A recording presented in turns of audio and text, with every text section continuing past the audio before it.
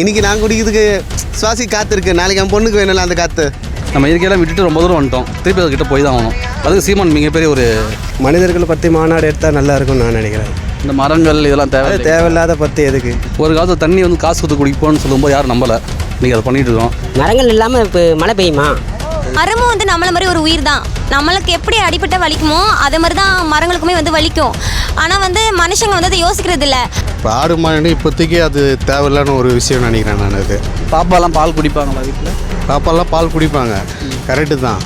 தமிழுக்காகவும் இயற்கைக்காகவும் ஒரு அரசியல்வாதி போராடுறாருன்னா ஒரு நாம் தமிழர் சீமானண்ணா மட்டும்தான். 12 மணி உச்சி வெயிலுக்கு அங்கே உள்ள 10 நிமிஷம் நடந்து போக முடியாமல் இது ரிட்டர்ன் வந்து இதுமாதிரி நிழலில் நின்று 4 மணி தான் உள்ளே போகிறோம். இது எல்லாம் நம்ம எங்கன்னா நிற்க முடியுதா? ஒரு தலைவர்களும் ஒவ்வொரு மாதிரியான விஷயங்களை முன்னெடுத்துட்டு போகிறாங்க. இப்போ இவர் கொஞ்சம் வித்தியாசமாக இந்த இயற்கை இது கண்டிப்பாக வித்தியாசம்லாம் இல்லை, அத்தியாவசியமானது இதெல்லாம். சிலர் சொல்கிறாங்களே, என்னப்பா மரங்களுக்காகலாம் மாநாடு நடத்தணுமா அப்படின்னு சொல்லிட்டு ஒரு நகைப்புக்குரிய விஷயமா அவரை பார்க்குறாங்களே ஒரு சிலர். அவங்களுக்குலாம் என்ன சொல்ல விரும்புகிறீங்க? தமிழர்களின் குரலாய் ஒலிக்கும் நம் முதல்வன் வலையொலியை உலகெங்கும் இருந்து பார்த்து ஆதரவு கொடுக்கும் தமிழ் நெஞ்சங்களுக்கும் தமிழக நெஞ்சங்களுக்கும் இந்நேரத்தில் நம் நன்றியை உறுத்தாக்குகிறோம். மற்றும் ஒரு சிறிய வேண்டுகோளாக, நம்முடைய பார்வையாளர்கள் பெரும்பான்மையானோர் வெறும் பார்வையாளர்களாகவே இருப்பதினால் நாம் பெரும் சிரமத்திற்கு உட்பட்டு சில காணொலிகளை எடுத்து கருத்தாக வெளியிட்டாலும் அது வெகுஜன மக்களிடத்திலும் பொதுமக்களிடத்திலும் சென்றடைய மிகுந்த சிரமத்திற்குள்ளாகிறது.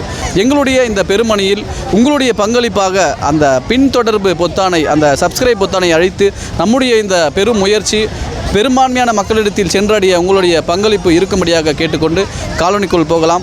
இந்த 2026 சட்டமன்ற தேர்தல் நெருங்கக்கூடிய இந்த சூழலில் ஒவ்வொரு அரசியல் கட்சிகளும் ஒவ்வொரு மாதிரியான அரசியலை முன்னெடுத்து போயிட்டுருக்காங்க. இதில் கொஞ்சம் மாறுபட்ட விதமாக திரு சீமான் அவர்கள் வந்து பார்த்திங்கன்னா கொஞ்சம் நாளைக்கு முன்னாடி இந்த ஆடு மாடுகளின் மாநாடுன்னு ஒரு மாநாடு நடத்தினாங்க. இப்போ வந்து பார்த்திங்கன்னா மரங்களின் மாநாடு அப்படின்னு சொல்லிட்டு ஆகஸ்ட் 30 நடத்த இருக்காங்க. பொதுமக்களாகி நீங்கள் எப்படி பார்க்குறீங்க? இந்த மாதிரியான மாநாடுகள்லாம் தேவைதானா இல்லை செயல்? இது ரொம்ப ஆரோக்கியமான செயல். இது நாட்டுக்கு தேவையானது தான். இப்போ ஆடு மாடு பராமரிக்க ஆள் கிடையாது, அவர் ஒன்றும் பெருசாக பண்ணார். ஏன்னா ஜல்லிக்கட்டு மிஸ் பண்ணிட்டோம், இதே மாதிரி கொண்டு வந்தாங்க. இப்போ மாடு பார்க்குறாரு, அடுத்து மரத்தை ரொம்ப அழுகி தான் இப்போ நம்ம காற்று இல்லாமல் வெயில் அலையிறோம். மரம் மட்டும் ஒரு நல்ல விஷயமா பார்க்குறாங்க. சீமான் வந்தால் நல்லாயிருக்கும். இல்லை ஒரு சிலர் சொல்கிறாங்களே, என்னப்பா மனிதர்களுக்காக பேசுகிறத விட்டு ஆடு மாடு மரம்னு பேசுகிறீங்களே, இதில் என்ன பயன்னு? மரம் இல்லைன்னா நல்லா காற்று இருக்குது. அது முதல்ல நம்ம அதை நோக்கி போய் தான், இயற்கையை நோக்கி போய் ஆகணும். நம்ம இயற்கையெல்லாம் விட்டுட்டு ரொம்ப தூரம் வந்துட்டோம், திருப்பி அதுக்கிட்ட போய் தான் ஆகணும். அதுக்கு சீமான் மிகப்பெரிய ஒரு செயல் செய்வார் நினைக்கிறேன், எதிர்பார்க்குறேன். ஆனால் இந்த மாதிரி இப்போ மரங்களின் மாநாடு இந்த மாதிரி விஷயங்கள்லாம் வந்து அவர் முன்னெடுக்கும் போது ஒரு சிலர் வந்து அதை நகைப்புக்குரிய விஷயமா மாற்றுறாங்க. அவங்களுக்குலாம் என்ன சொல்ல விரும்புகிறீங்க? ஒரு காலத்தில் தண்ணி வந்து காசு கொடுத்து குடிப்போம்னு சொல்லும்போது யாரும் நம்பலை, நீங்கள் அதை பண்ணிகிட்டு இருக்கோம்.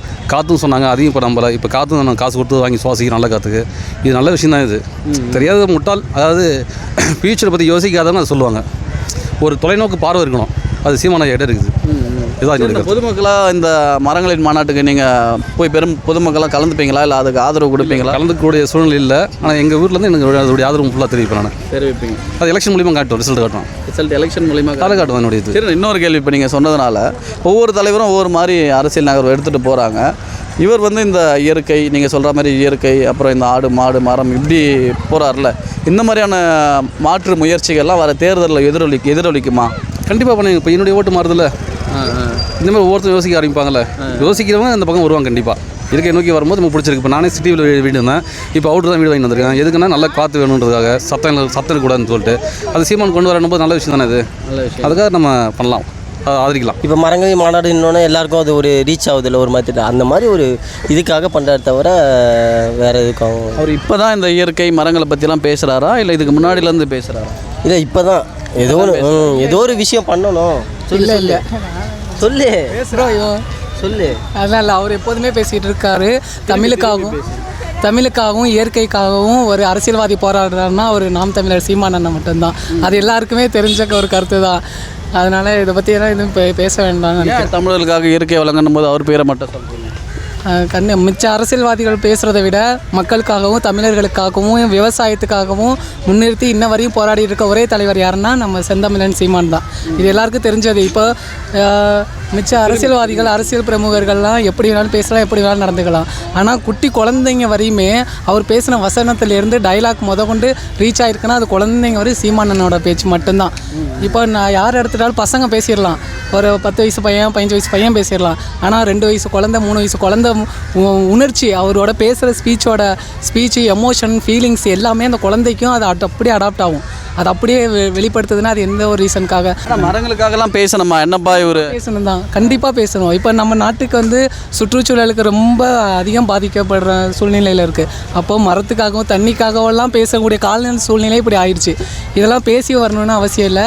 ஒவ்வொருத்தருக்கும் தானாகவே நம்மளாம் முன் வந்து முன்னாடி அப்துல் கலாம் ஐயா சொன்னார், விவேக் ஐயா சொன்னாங்க. என்ன சொன்னாங்க, முடிஞ்ச அளவுக்கு நீங்கள் மரக்கன்றுகளை நடுங்க அப்படின்னு. ஒரு மரத்தை நடத்தினா வெட்டுனா 10 மரத்தை கன்றுகள் நடணும் அப்படிங்கிறாங்க. அப்படி இருக்கப்போ இதெல்லாம் கண்டிப்பாக பேசி ஆகணும் தான். இப்போ சுற்றுச்சூழல் மாசு பொல்யூஷன்லாம் வருது எதனால்? மரங்கள் இல்லாததுனால தான். நான் நட்டிருக்கேன், நான் நிறைய மரம் நட்டிருக்கேன். எங்கள் வீட்டை சுற்றி நிறைய பண்ணைகள்லாம் வச்சுருக்கேன். எங்கள் வீட்டில் ஃபுல்லாகவே தற்சார்பு முறையில் தான் உணவு முறைகள்லாம் கையாளுறோம். சரிங்க சார், இப்போ ஒவ்வொரு தலைவர்களும் ஒவ்வொரு மாதிரியான விஷயங்களை முன்னெடுத்துட்டு போகிறாங்க. இப்போ இவர் கொஞ்சம் வித்தியாசமாக இந்த இயற்கை வித்தியாசம்லாம் இல்லை, இது கண்டிப்பாக வித்தியாசம்லாம் இல்லை, அத்தியாவசியமானது. இதெல்லாம் அத்தியாவசியமானது, எல்லாருக்கும் தெரிஞ்ச விஷயங்கள். இதை யாரும் கடைப்பிடிக்கிறது இல்லை. அதனால இது வந்து புதுசாக தெரியுது. சீமான் வந்து புதுசாக பேசுகிறாருங்கிறாங்க. யோசிச்சு பாருங்கள், விவசாயம் பண்ண சொல்கிறது என்ன உங்களுக்குன்னா புது மாதிரியானதா? நம்ம தாத்தா பாட்டிலேருந்து எல்லாருமே கையாளுற ஒரு விஷயம் தான். இதை நிப்பாட்டிட்டாங்க, அதனால அது புதுசாக தெரியுது. மிச்சப்படி அதெல்லாம் பாரம்பரியமாக எதெல்லாம் அழிஞ்சிச்சோ அதெல்லாம் அழிய விடாமல் பொக்கிஷத்தை, பாரம்பரியத்தை, பண்பாடை வந்து காப்பாற்றி நிற்கிறாரு நம்ம சீமானண்ணா. அதை வெளிப்படுத்துறதே அவங்களுக்கு புதுசாக தெரியுதுன்னா அவர் என்னென்னமோ பண்ணுறாரு அப்போல்லாம் பார்க்குறப்ப வியந்து தான் நிற்கணும். இப்போ வர ஜென்ரேஷனில் உள்ள ஸ்டூடெண்ட்லேருந்து குழந்தைங்கள்லேருந்து கண்டிப்பாக எல்லோரும் சீமானுக்கு தான் சப்போர்ட் பண்ணாங்க. நான் முழுமையாக நம்புகிறேன். விஜய் வந்ததுனால அவர் வாக்கு சதவீதம் குறைஞ்சிரும். இல்லை அப்படிலாம் இல்லை. இது தளபதி, எனக்கும் நானும் விஜய் ஃபேன் தான். எனக்கும் நானும் விஜய் ஃபேனு.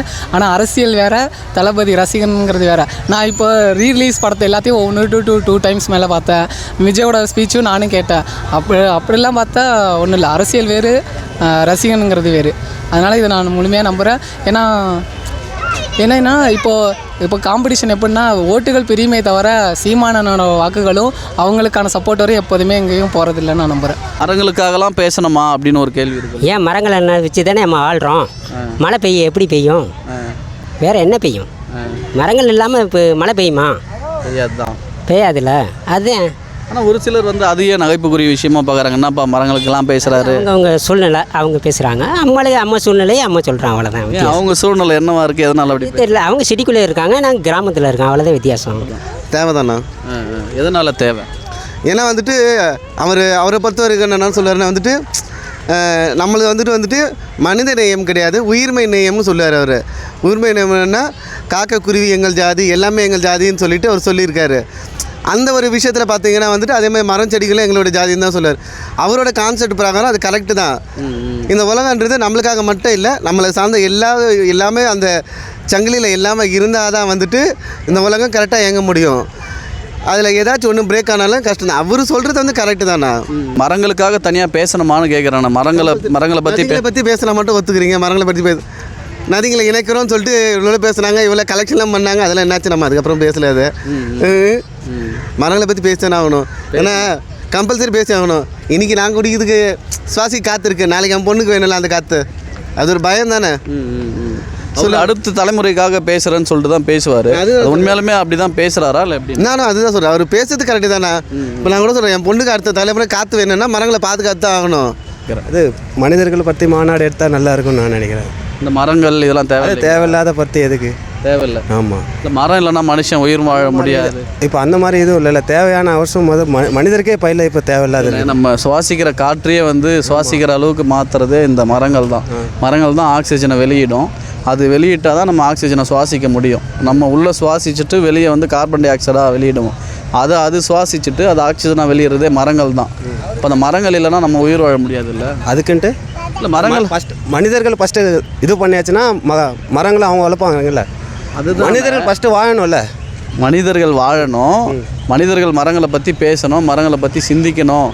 மரங்களோட பயன்கள், மரங்கள் இருந்தால் அதோட பயன் என்னென்னு மனிதர்களுக்கு தெரியணும்னு சொல்லிட்டு தான் அந்த மாநாடு நடத்துகிறாரு. இது புரியுது. ஃபஸ்ட்டு நம்மள பார்க்கணும், அப்புறம் தான் மரம். எனக்கு தெரிஞ்சு இல்லைண்ணே, அந்த மரம் இருந்தால் தானே நம்மளே இருக்க முடியும்னு சொல்கிறாரு அவர். ஆமாம், இருக்க முடியும் தான். அதுக்கு ஃபஸ்ட்டு நம்மளே ஒன்றும் நல்லா இல்லையே. மரங்களின் மாநாடு இதெல்லாம் தேவைதானா உங்களுடைய பார்வையில்? பொதுவாகவே வந்து ஸ்டார்டிங்லேருந்தே நான் ஃபஸ்ட் டைம் ஓட்டு போடும்போதே சீமான் அவங்களுக்கு தான் போட்டேன். அவங்க வந்து பொதுநலனாக செயல்படுவாங்க. மற்றவங்க வந்து மக்களை இப்படிடா பணம் கொடுத்து காசு கொடுத்து கவரலாம் அப்படிங்கிற மாதிரி யோசிப்பாங்க. அவங்க ஜென்ரலாக இயற்கை விவசாயிகளை எப்படி பாதுகாக்கலாம் அந்த முறையில் வந்து யுத்திகளை கையாளுவாங்க.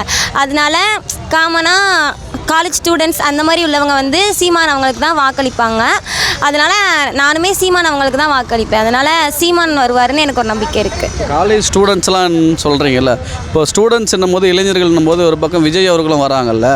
விஜய் வந்துட்டு எல்லாரோட ரசிகர் பட்டாளன்னு சொல்லும்போது வருவாங்க. ஆனால் கட்சியில் அவங்க வருவாங்களாங்கிறது வந்து டவுட்டு தான். இப்போது உங்களுக்கு அஜித் பிடிச்சிருக்கலாம், விஜய் பிடிச்சிருக்கலாம், சூர்யா பிடிச்சிருக்கலாம், யாருனாலும் பிடிச்சிருக்கலாம், ரசிகர் அவ்வளோதான்.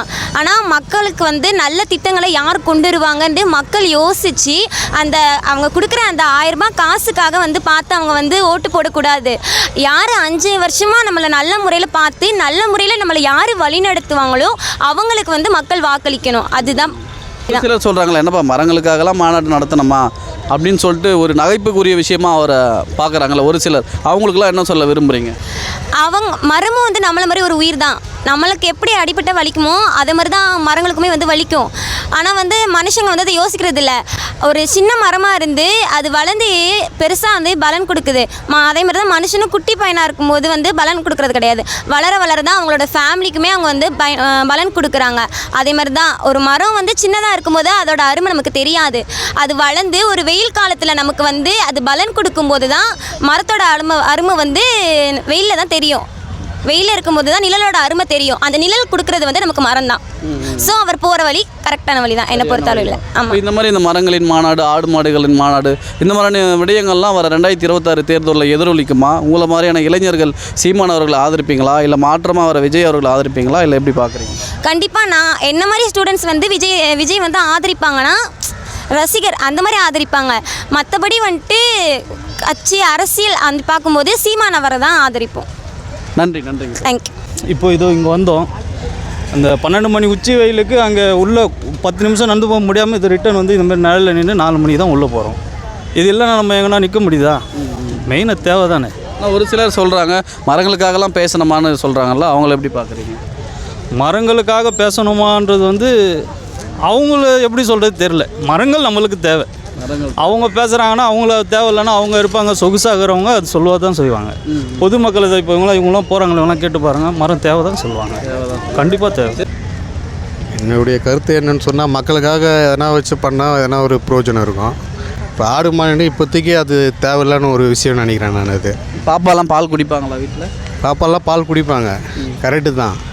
ஆனால் இப்போதைக்கு என்ன வேணும் அதை மட்டும் அவர் பண்ணால் போதும்னு நினைக்கிறேன். இப்போதைக்கு குடிக்கிறாங்களான்னு தான் இப்போதைக்கு பால் குடிக்கிறாங்க. இப்போ அந்த ஆடு மாடுகள் இருந்தால் தானே அது கிடைக்கும். ஆமாம், கண்டிப்பாக.